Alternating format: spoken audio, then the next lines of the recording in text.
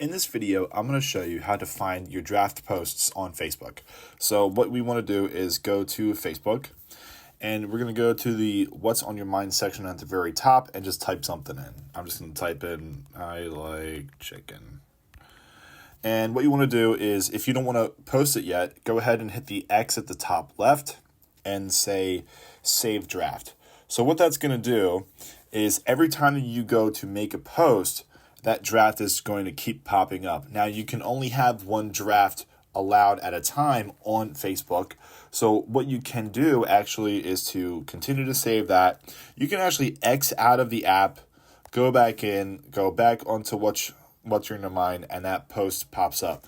So that is how you would find your draft posts. And remember, you're only allowed one at a time, so it will always be there until you physically delete it. And that's how you do it. So we'll see you in the next one.